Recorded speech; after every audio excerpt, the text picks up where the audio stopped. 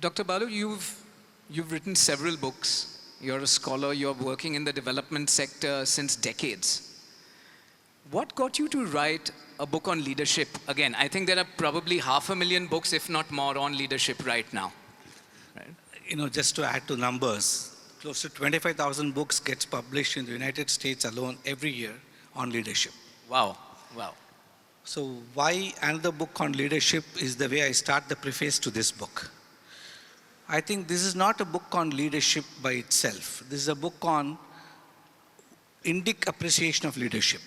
Most of us think that leadership is a product that needs to be imported from the West.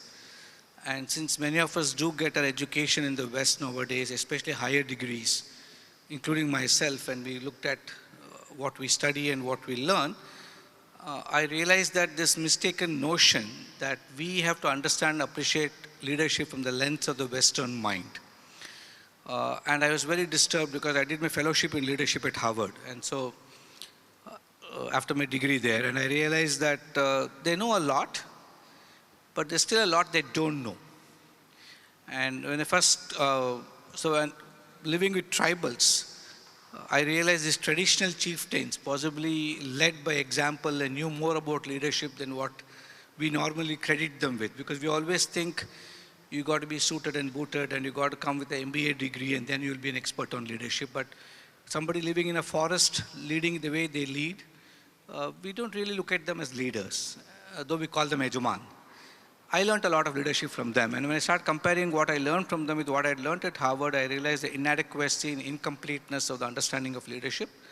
And so I thought I need to now tell the world what leadership is. It actually started off with a very jarring incident for me. Being an activist, now I'm inside government, but those days I used to sue the government. And I had actually sued them, taken them to court, and won my cases. And I got a lot of land release for tribals. And so I was very happy. I thought I'll be celebrated. I'm a hero now, and all the tribals will come and worship me as God. I got them land. And the chieftain, Kempaiah, I still remember, he came to me and was very upset. And he said, and I was quite amused that he was upset actually. And then I asked him, I thought you'll be garlanding me and calling me your hero, but you're so upset with me. And then he said something which still stays in my mind. And he said, you know, but you won your case, but in the process we lost our identity. Now, indigenous communities in India, I don't know how many of you in this Zoom are even familiar, 8% of India's population are tribals. And we just see them as another piece of welfare that the Constitution ensures. It's not true. A lot of them lead very extraordinary lives in the forest, and my privileges, I lived for close to 30 years with them. And what Kempaiah said was his identity was with Jal Jungle Jameen. And there was never individual ownership. It was always a commune. And here I was who got them land and said, your 2.5 acres land, your 2.5 acres land. And he said, you've taken away this identity. But more importantly, he asked me a counter question. He said, do you have an identity? He asked me. And I really didn't have an answer, because most of us, when we look at our identities, we either identify ourselves with a profession or with the place we come from. I say I'm a Kannadiga, I come from Bangalore, then I moved to Mysore, so I become a Mysorean. Or I'm a doctor, that's my qualification. But we never really know who we are. And we seem to specialize in fragmenting our identities rather than consolidating them. And here was Kempaiah, who had this Adivasiyat as an identity. And then I realized that possibly the only identity all of us can claim to is the Bharatiya identity. And that led me to start going deep into Indian traditions, Indian wisdom. So my journey began with, again, going back and reading the Panchatantra, the Jataka tales, the Bhagavad Gita, the Upanishads, Adi Shankara's works, and I realized there's such powerful expositions on leadership there. I thought I must tell this to the world. And that's when I decided to write. But I discovered so much that I thought nobody will fit as a case study to this book. So I wrote another book called Leadership Lessons for Daily Living and forgot about it. So that's why I wrote a leadership book, but why this book is a separate answer. Right. You know, I will come to the question around why our Honorable Prime Minister Narendra Modi as the chief protagonist. But before that, recently you launched, the Prime Minister rather launched the Karma Yogi initiative, And I remember we had some good discussions, the both of us, on the initiative, and you gave me a really deep and short insight onto the importance of the initiative and how it can really transform India right from the grassroots up. We have a room full of chief learning officers, and I think I just quoted a statistic in the previous session. Cumulatively, they have about 3.6 million employees. So how can this group of the top corporates benefit from the Karma Yogi program, and what is the Karma Yogi program? It's indeed a privilege to be talking to possibly most of India's leading CLOs of India. I think Mission Karma Yogi was something that the Honorable Prime Minister envisaged as a trial when he was Chief Minister of Gujarat. And he was very inspired by what he found. His conviction was, if you want to really deliver goods and services to citizens, you got to have a bureaucracy which can deliver. And in Gujarat, possibly his learning must have been, he didn't institutionalize it. So when he came to Delhi, he was constantly thinking this through. And 2020 is when the cabinet passed it. 2021 is when we officially came to life. And my view is, if you're not heard about us, it's good, because I'm doing my job then. Because this is a very disruptive space we are working in. Mission Karma Yogi is, it's got a very, very, very simple but a very complex mandate. Our first mandate was कर्मचारी भाव से कर्मयोगी भाव आना चाहिए इन लोगों को. That was the Prime Minister's first mandate. How do you shift mindsets from thinking and acting like public servants? Even that is good enough. You take a salary, you deliver. But he said that's not enough. They got to respond to the call of a Karma Yogi. The second mandate, and this I think at least private sector will appreciate it a lot, he said the government is used to a rule-based approach. We operate on rules. So much so that the rules become the primary cause of our existence for everything we do. So the rules are important. But he said we need to shift focus from a rule-based HR management approach to a role-based HR management approach. And we have now, I'll tell you what we have achieved. Numbers will be something you'll be shocked to listen to. And the last mandate was, after COVID, the Honorable PM realized that black swan events are normal. Some country, election happens, person is not even taken charge, but the ramifications are already felt in India, all over the world. So this is the reality of the world today, highly interconnected world where black swan events happen, even somebody sees us, somebody else catches a cold. And we got to be prepared. So how do you make sure that we have a future-ready bureaucracy where India can respond to challenges? And today we're talking of, and many of you in this Zoom will also not be aware, the only country in the world, 68% of the world had elections this year, or it's going to have, some of them are going to have it the rest of the few months. We are the only country in the world where the chief executive of the nation had the audacity to present a 25-year strategic plan for the nation. Everywhere else, people think in life cycles of elections. He had to think in life cycle of election to win it, but then we have a 25-year vision plan. And to deliver on 25 years, you need state capacity for that. And so building that state capacity is my job. So we are essentially, imagine 40 million civil servants, 10 times the number of people who work in your organizations are the number of civil servants we have in this country. 20 million in the government of India and 20 million in states. And our job is to get them on the pathway of lifelong learning, where incentive structures are very different from the private sector to public sector. Disincentive structures are also very different. I can't disincentive, I can't fire somebody if he's not learning, as much as I can't inspire somebody to learn. And you'll all be shocked to hear, on the 19th of this month, the last month, or this month? Yeah, last month, yeah. October. The Prime Minister launched what is called the National Learning Week. And we have actually mandated every single government employee will do 52 hours of learning a year. And first time post-independent India, every single government employee, his role is defined. Based on his role, his functions are clarified. For every function, his activities are mapped out. For each activity that he does in his job, a competence is being drawn out. And we have a Bhagavad Gita Upanishad-based competence. The next part is music. We have a competency framework. This country unashamedly was imitating what the West dumped down our throats and said, this is the competency framework. We threw it out of the window, and for the first time, with no emotions to this, we have a Bhagavad Gita-based competency public HR competency framework 18 months in its making. We tested it, field tested it, right from the Cabinet Secretary of India to an Anganwadi worker fits into the framework. Look at the complexity of the framework. And the icing on the cake is one of India's largest private sectors asked me if they can use the framework. So we have, based on the 4 sankalps, or we said every single public servant takes 4 pledges. First is the pledges of Vikasit Bharat or Vikas, development. We have defined what inclusive development is. Second is Garv. Take pride in your jobs, pride in being an Indian, pride in being working for government. And the third we say is, Kartavya. All this rights-based wokeism thinking is all imported again. We have a responsibility to build this nation. And how responsible can I be towards doing that is what we talk. And the last is Ekta. We can't divide. Like I said, we can't fragment. We are one country. And based on this, we say 4 gunas are required. The most effective behavioral competency textbook, in my opinion, is the Bhagavad Gita. Daniel Goleman comes to India, studies Gita for 3 years and writes a book on EQ. Every one of us take it. But the best EQ book is the Gita itself. Why don't you go to the source? And so we said, Swadhyay is the first competency we teach our civil servants today. Self-awareness, how do you understand yourself? How do you understand why you are in government? And we have to teach them that. Second is Sahakaryata. You can't do it alone. Samaj, Sarkar, Bazaar has to work together. If we don't learn from you and work with you, India can't be a $30 trillion economy. It can only be talk.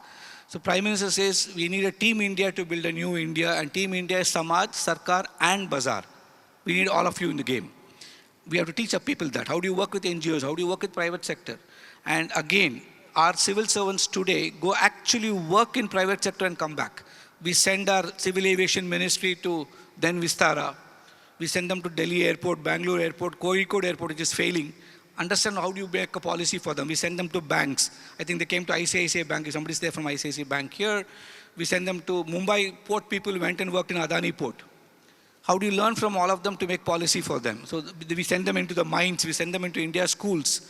They did immersion training in the locations. So it's a huge shift in learning.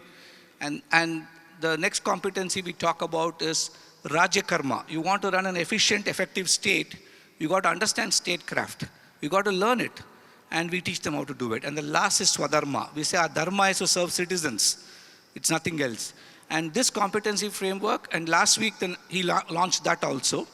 And in 1 week, we had 4.8 million people enrolling onto different courses we offer. We have the world's largest learning platform. It's called Karma Yogi Bharat. It's a separate company we have set up. And just in 1 week, 4.8 million people enrolled. Coursera and edX and all these people, their conversion rate of an online course to actual completion is only 7%. Government of India is 72%. Out of 4.8 million, 3.2 million actually completed in that 1 week. We had 48 lakh course completions, course learning hours done in 1 week. This is the kind of learning numbers I can give you. The data I'm sitting on is, I'm just still not processed it. And we use very advanced AI tools. The moment I put my employee ID onto the portal and say, I am member capacity building commission, it will tell me what is my functions. And it will tell me, go to the proctored assessment site, do an assessment of it. It will tell me what competencies I need. I do my assessment. It will tell what am I deficit in. And the algorithm will pick up and say, for each of those deficits, here are a bouquet of courses you can do. And depending on what I want to do, I can do those courses. And I have to go back and do the assessment again. So we actually map and measure competency acquisition, not learning completion. So we are interested in competencies. We are not interested in learning alone. So I think it's a silent revolution in the making. And I do think you have something to learn from us. Absolutely. A huge round of applause on that. And like we discussed, we would love to, between this CLO and next year's CLO, we would love to ensure that we start offering in these corporates a Karma Yogi based curriculum. That would be wonderful. For all of these corporates, we have all their phone numbers, guys. But we'd be happy to work with you, sir, and take this so that what you're starting at the grassroots levels for the public sector, you can actually also help transform the private sector. I am a huge believer in IKS, Indian Knowledge Systems, as you are. Of course, my knowledge is probably just a fraction of yours, a tiny fraction. I think we are now at a juncture, India's journey, where we can emphatically say that the global south needs to be led and managed differently. And no better time than now. We've had amazing leadership in India after a very long time. The last 10 years has been amazing for India, and I think the next decade also should be good. Where do you see India's ambition of being the leader of the global south, a beacon of hope, the Vishwaguru that India can be? How do you think corporates as well as what you're doing, can lead us in that direction? I think I would draw inspiration from the G20 that happened. This year, Brazil is the presidency, but when India was the president last year, around the same time when we handed over the presidency to Brazil, the Delhi Declaration, I'm not sure how many of us, well, it's the job of government to follow private sector. But normally, we in the private sector don't follow government. No, we only follow government for the wrong reasons. Most of us are interested when the budget comes out, and beyond that, we lose interest. But I think we are all Indian citizens, and therefore, we need to follow public sector closely and monitor it. In the Delhi Declaration, and you must keep in mind, the year before that in Indonesia, in Bali, they couldn't even arrive at a declaration. There wasn't enough consensus. India had the audacity to say, you can't just have 20 countries, though they have 85% of the global economy amongst themselves, you can't have 20 countries determine the future of the population that they sit on. Is hardly anything. So the Prime Minister made sure that G20 becomes G21. The African Union was brought in for the first time. True. That itself is a sign of Vishwaguru's step. But more importantly, that's not what it was. Delhi, we had the declaration come out, despite Middle Eastern crisis that is just emerging. The Russia-Ukraine crisis is already ongoing. Getting people to talk together on the table was difficult. If China comes in, America would get out. America comes in, somebody else would get out. Getting them all together in the same room and bringing out a declaration, I think, is a unique achievement and signifies the leadership the Global South can take up. What is in the declaration? And in the Prime Minister's word, the last chapter of my book is the epilogue. It's called The Dharma of Legacy and the Legacy of Dharma itself. Based on the dharmic principles, the Purushartha principles that India is known for, the Delhi Declaration the Prime Minister announced as the 4 Ps. And it's a very pragmatic approach. You can't talk about prosperity in a context where the planet is plundered. You got to think of planet and prosperity together. Ecology and economy has to go together. So you have to think of planet, you have to think of people. Finally, it's people who matter. Social capital and human capital that we need to create by investing on people. So people, planet, profits, and peace. And today peace seems to be a scarce commodity. And how do you get all 4 together? And the answer lies in the leadership that India can set. And to me, that is a Vishwaguru message. How do we do it? Please read the book. This is only a trailer. So let's get to the book. I have my own reasons why I would study the Prime Minister on leadership. But before I give my reasons as a neuroscientist, I want to get your reasons for why choosing him as the protagonist. I'm not questioning the choice. I just want to know your reasons. I love the choice. I mean, if I had the intellectual horsepower to do what you're doing, I would have done it. No, it's by accident. Because I had done my research on Indian scriptures and leadership 20 years ago. And I realized there's so many dimensions to the leadership I was discovering. I just decided it's not going to happen. So my earlier book, Leadership Lessons, is essentially a compilation of narratives of several people whom we dismiss off as ordinary. I didn't bring global CEOs into the book. People I met on the streets, street vendor, to auto rickshaw driver and stuff like that. And their leadership I saw. And I described it to the Indic terms, and I just forgot about it. 3.5 years ago, when the call came from Delhi, asking me to join his team and do this. The last 15 years, I've also been teaching leadership at Cornell, though I just resigned now. And I teach in the Industrial Labor Relations School. So my job was to teach leadership to people who become HR heads of Fortune 500 companies. But more importantly, the restlessness was there, and I thought there's no exemplar I can write about. So I forgot about it. And this commission directly reports to the Prime Minister. So watching him from close quarters, working with him, sitting in his meetings, understanding him, I was fascinated by the personality. What you see on television is just what is exposed to you. Now, most of us see the politician Modi, but I was working for the Prime Minister Modi, and it's a huge difference. So when the more I saw him in action, I thought this is a story of a man as a young kid selling tea on the platform of a railway station, negotiating all the barriers to politics in our country, the noise that you're seeing in Maharashtra. Try getting to get elected as a corporator if you can. Forget being the Prime Minister, just a corporator. Then you'll understand what politics is. Negotiating all those barriers and ending up where he did was a story to be told. But that's not the reason why I wrote it. Why I was inspired, and this mention was, I went to my guru 15 years ago, I think, and told him, I've discovered so much in the scriptures, I don't think I'll ever find somebody to write this about. So Swami Sureshanji has passed away now, he was in the Ramakrishna order. He said, I don't know much about leadership, you want me, I'll explain Advaita to you, but this I don't know. But I know many, many years ago, decades ago, a young man walked into a Rajkot Ramakrishna mission, he walked into Belur Mutt, and he said he had to be taken by us as a monk. He wanted to become a novitiate and then become a monk. And Swami Atmasthananji was the head of the Rajkot ashram at that time, turned him away once, second time he came back. He said that your destiny is not to be a monk, your destiny is something bigger for this nation, and sent him away. And that man was Narendra Modi. He said, if you can write about him, he's the Chief Minister of Gujarat, why don't you write about him? I said, I can't reach him, right? I have no access to him. I was sitting in a forest at that time in Bandipur National Park. I said, I can't reach out to him, forget it. But 3.5 years ago when this happened, I watched him in close quarters for a year. I thought, let me make the courage and go ask him.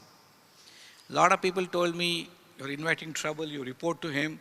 Because today's world is so binary and polarized. You either hate somebody or love somebody. It's so unfortunate. I knew that if I write about it, I'll be called a sycophant. It's a risk I took. I'm an academic. Half this book is my research notes. It's evidence-based. Every line I can stand scrutiny for. And the foreword is by the former dean of the Harvard Business School. Nitin Noria writes the foreword. Bill Gates has endorsed the book. So many people have endorsed it after reading it. So I took the courage and went and asked him. He actually put 3 conditions for me.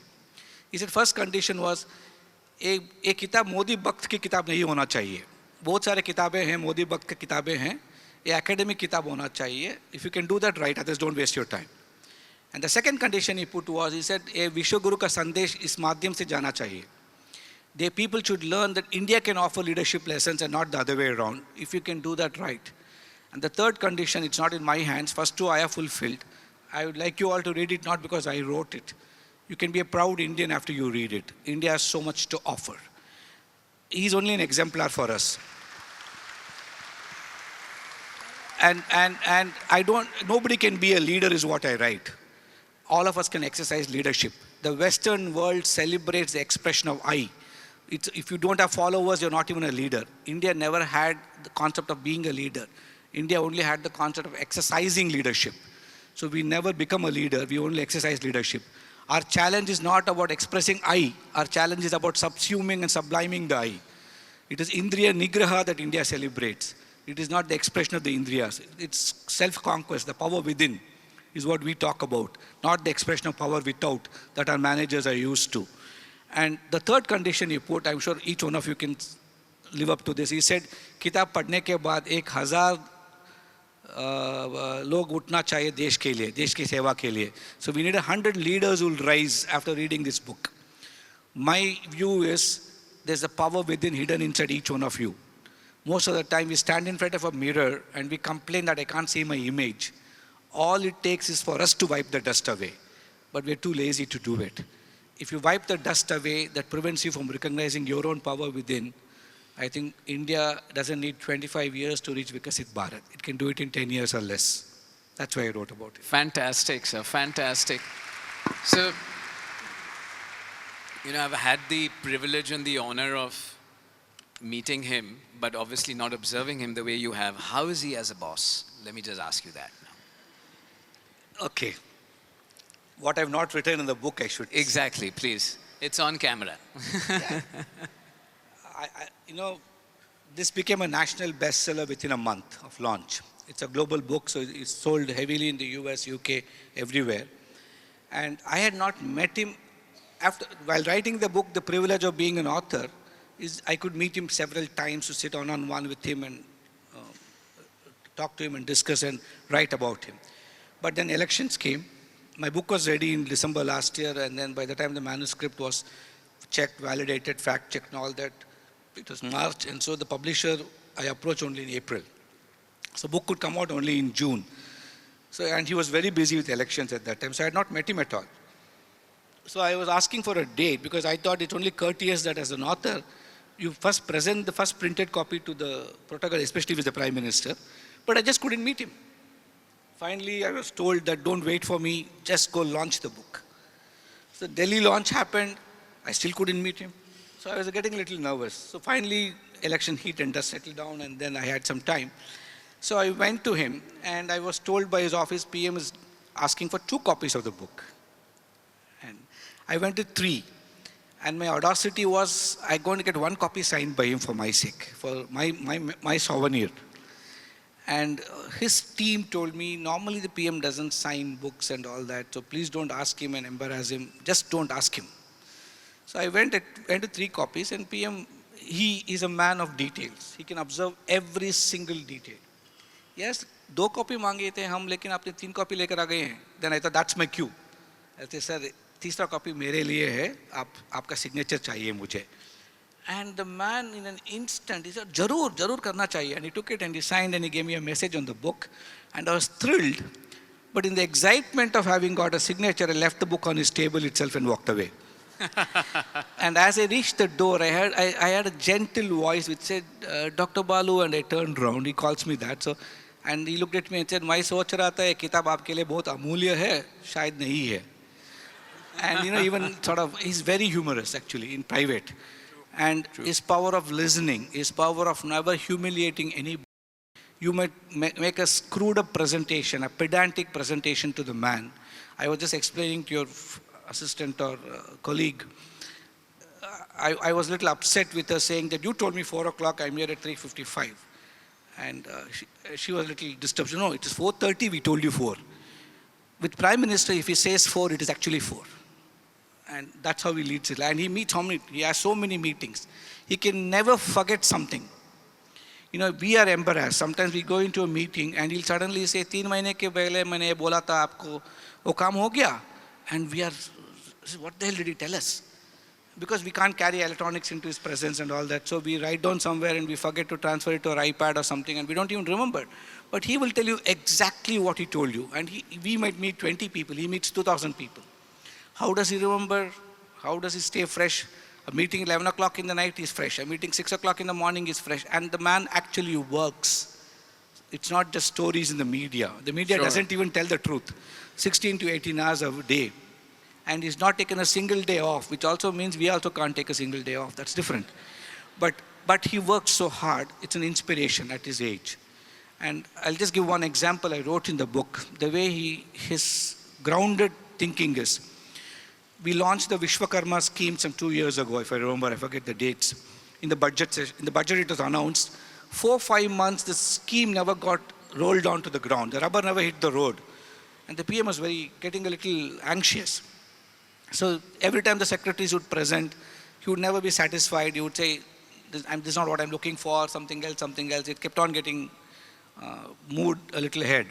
Finally, he told the Niti Aayog CEO, Mr. Subramaniam, saying that, you guys design and give me a proper Vishwakarma scheme which we can launch. So Subu, as we call him, he went to the Prime Minister one day. I write about it. The PM had completed 22 hours of continuous campaigning in Karnataka. And he comes directly to office. Subramaniam meets him. He is given 45 minutes. The whole 45 minutes he gets from the Prime Minister after 22 hours of non-stop work. And Subu asks him, Prime Minister, don't seem to be happy with what is presented to you. Can you tell us what you want? And the PM described it. He said, when I was growing up as a child, in my village, we had 18 different kinds of professionals. Those of you who grow in a village will know, from the cobbler to the blacksmith to the shepherd to the cowherd, all these different kinds of professions. All of them had a contribution to the village economy. They were called Basavayas in Gujarat. Somebody from Gujarat would know this possibly, the Basavayas, and every village has got it. He said, maybe they were 18 then I could think of. Today there may be only 4 or 5. most of them would have got extinguished or absorbed by the market forces. He said, can we pick and identify these people across India's villages, empower them, give them a launch pad, give them a 5 lakh rupee launch deposit amount to raise off, give them the skills and the networking ability to link up to the market forces, and therefore make sure that they survive and are part of the larger market economy. And that is what is the Vishwakarma who built this nation. They are the artisans of this country. Why don't you design a scheme for them? And today we are close to 6 lakh such people identified with great diligence, and all of them are on their way to economic progress. Now these are the people who built Vikasit Bharat. And this is because he has traveled around as a pracharak. This book captures 50 years of his public life in different ways, or at least my research captures it. Obviously one book can't capture his life. That's a different book. This is not a book about his life at all. It's not a chronological sequence. It's not a hagiography. So wherever this is necessary, I've compared his leadership to some Indic thinking. But that humaneness, that compassion, that ability to listen, and he's a lifelong learner. You cannot believe his learning depth. The principal scientific advisor goes to him, he will tell him a lesson or two on quantum computing to semiconductors. We go to him, he will teach us about public administration to something else. Everybody who walks into his room will have something that they can learn from. And he never stops learning. He'll ask us, what is it can I learn today? And you will not believe it, my friends, I'm not exaggerating. One day he told us, I'm not happy with all of you. And we were all shaken. We have done so much, we thought. And he said, you have not given me my learning journey. You have not given me what are the competencies I need to be a good Prime Minister. Every evening I sleep, I ask myself, what have I learned? What can I learn tomorrow? And it is your jobs now to give me my learning charter. And that's the lifelong learner that he is. Amazing. That's such an amazing trait. I mean, all of them. You know, as a neuroscientist, I study people's brain functions. And you've alluded to a little bit of neuroscience in the book as well. Would love to have your view on what is the neuroscience aspect you saw. I refer to the work of both Nitin Noria and Paul Lawrence's work on what drives people, the 4 drives. I also refer to the work of Dalai Lama and his research in the brain and leadership and meditation. Because India's strength comes from today's modern leadership, especially after fMRIs have come in, gives a lot of credit to what the prefrontal cortex does. And as a young physician, 40, 45 years ago, when I studied medicine, we didn't even know what the prefrontal cortex does. At least in my generation, it wasn't there. And as a scientist, you would have gone deeper, but for an MBBS student, like the appendix, we really don't know what it is, so we call it a useless appendage. But then there's a role for the prefrontal cortex. Today, we have enough evidence to show that the executive part of the brain is a prefrontal cortex. Now, the basal part of the brain, which is the emotive part of the brain, is the one where we feel, and we have intense feeling arising from there, and then you process your feeling in the cognitive part of the brain. If you look at the prefrontal cortex, the densest convergence of fibers from the basal part and the cognitive part is in the prefrontal cortex, which means all of us respond to emotion and to thinking the same way. It's not like, can you lead from your heart, can you lead from your head is all rubbish. Absolutely right. The brain decides to process it in its own way. So I think how you feel, how you think on what you felt, and therefore how you act is the Indic base of leadership, and that's what every scripture directs you towards understanding. Reflective thinking is something integral to our understanding of leadership. And at least from my observation of the Honorable Prime Minister, though on screen he comes up as firm, tough and all that, his humanism, his compassion, his karuna I write about is so gentle and soft. And the way he can think through. So Swami Vivekananda said this more than 100 years ago. He said 3 things are needed for doing great work. He said the heart to feel, the head to think, and the hands to work. The Western world calls leadership as motivation, strategy, and action. We say heart, head, and hands. And I have seen all 3 in him. That's so true, sir.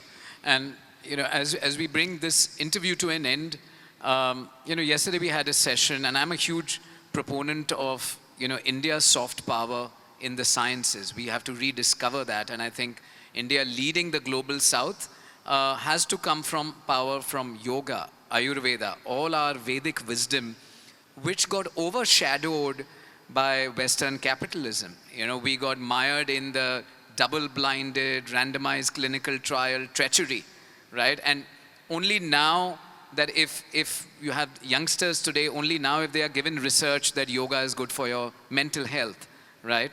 I interact with, you know, psychologists, mental health professionals, psychiatrists, and the moment I say, hey, you know, are you telling your patients to do meditation, yoga, pranayam, take care of the gut? They're like, oh, that's all foo-foo, right? You know, please don't, you know, deride it. So I'm like, no, I'm not deriding it. It's science.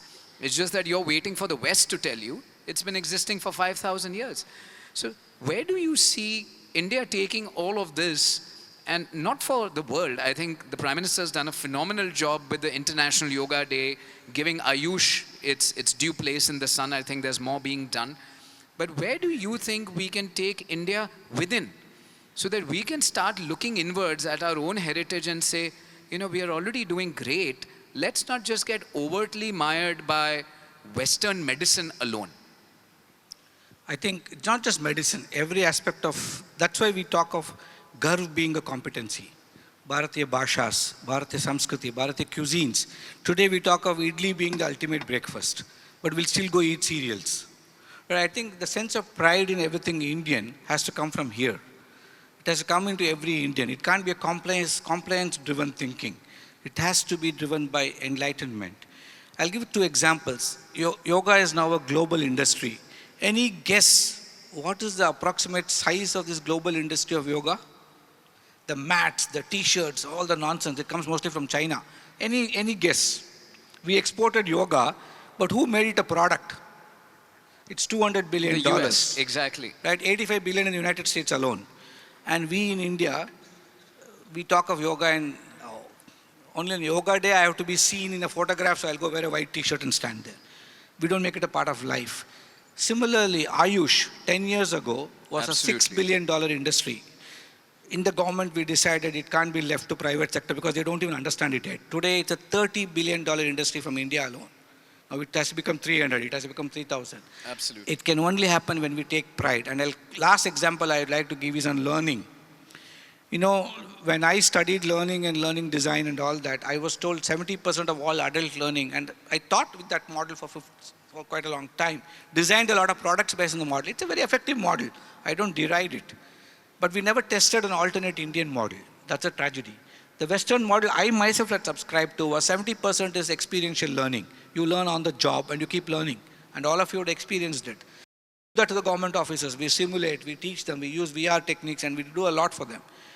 20% we say is relational learning. We learn from each other. Only 10% is informational learning. And we all package it so beautifully, we understand it, we'll say multiple theory of intelligences and do the same thing. No, do you know what Indic Subhashita says? It says 25% of learning, try to acquire it on your own. The search for meaning in life, the search for all this. 25% get it to be taught by somebody who is an expert, your teachers, if you can call them teachers. And 25% get it from your ecosystem, your peers. And you know, and it says 25% experience what the 75% has taught you, and that is the remaining 25%. Now just try applying this in life. You will find an enormous transformation in the way learning happens. And I think if we can get back these concepts, for that I have one request to all of you, and it is not emotive sloganeering. For heaven's sake, decolonize. We seem to be more foreign than foreigners. Let's decolonize our thinking. I don't care what you wear, what you eat. But if you can really, truly decolonize, I think the power and impact that we will discover, one within ourselves and as a nation, will become an exemplar for the rest of the world. Thank you.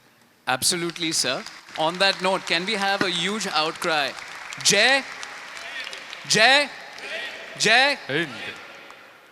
We'll take a couple of quick questions. You know, I've not been doing justice to people at the back. It's always just on the front row. Anybody from behind? Yeah, I see a hand there behind. Yeah. So, quick question, just your name and the question. That's it. Sure. My name is Kunal Chikli and I represent Emeritus here. So, sir, thank you for your stellar work, right? We are indebted to you for your social service. My question actually is that, you know, growth, you know, without staying true to your roots can lead to identity crisis. We are all seeing what's happening in Europe right now and in larger parts of the US as well, you know. And I truly believe that charity begins at home. Okay, so if we need to decolonize the Indian mind, it has to start from your schooling, from your education system. Our textbooks are still the same. So, while we want to build capability at a later stage, but, minds are, actually get all what they want typically during their school days and their college days. So, what do you think we could do to decolonize the Indian mind? What can you do to decolonize your Indian mind? For me, I think it... Find that answer and that's India's answer. Most of the time we want somebody to wave a magic wand and India will change. Can I hold the wand for a minute? We have the National Education Policy. How many of you in this room have read that policy? It's a 400 plus page document. I don't expect you to have read the 400 page document. How many of you have read the document titled Sarthak? 68 page document. That is the beginning of decolonization. Get interested in Indian things. NEP is completely Indian education. But we have not even bothered to read the damn document. And we want the government to implement NEP. The pressure must come from you. Most governments don't understand, state governments don't understand NEP. They think, they see the political color. It's nonsense. I'm a policy analyst. Suppose I've been trained in the best policy school in the world. The most scientific, evidence-driven policy India has produced. I can only name two. The National Education Policy and the Farm Law that we brought in, which we took back. Unfortunate, but the National Education Policy, just go through it. Unfortunately, it's a concurrent subject. The national government can only prescribe. The state governments can throw it out of the window if they don't want. Most states have not taken it. If you and I as ordinary citizens living in those states put pressure constantly on our governments and say, get that damn policy implemented, 25 years later, neither will there be a speaker like me talking about it, nor will there be somebody like you who's embarrassed to answer. We'll have everybody being taking pride in India because NEP is all about it. So we got to make it happen. Thank you, sir. Thank you. Huge round of applause for Dr. Balu. He's going to do the honors. He's going to give away the awards for the Tata Institute of Social Sciences, Leopold CLO Awards. We have some of India's top companies who won awards in 25 different categories. So in certain categories, there are multiple winners, of course. So we'll invite first Dr. There's a question from the lady. Okay. So one last question and then we'll get into that. My name is Rishabha. My question for you is, this is a forum of chief learning officers. What is your personal learning routine, sir? What's been my personal learning? Yeah, when you recommend 52 hours of learning for every single government servant, I got to do it first. When I say 4 hours of learning in 1 week, I did my 4 hours. So first is be a role model that you can be proud of. Forget others being proud of you, right? The second thing is, it's easy to write a book, very difficult to live it. That's my learning. And so whenever I reach a point where I think, oh God, this is not what I wrote, I am ashamed. Because it's very difficult to walk the talk. I learned that the hard way. Because years of making you think in a particular way, you can't simply Control, Alt, delete, and it'll all change. I now keep telling myself, what did I write that can apply to me in this particular instance and try to live it. And the third learning is, India is an ocean. You can't drink from a hose pipe. At least try to use a straw and drink what you can. And that's my beginning. Fantastic. So we've got a social initiative that we've launched on how you can heal yourself by sleeping early.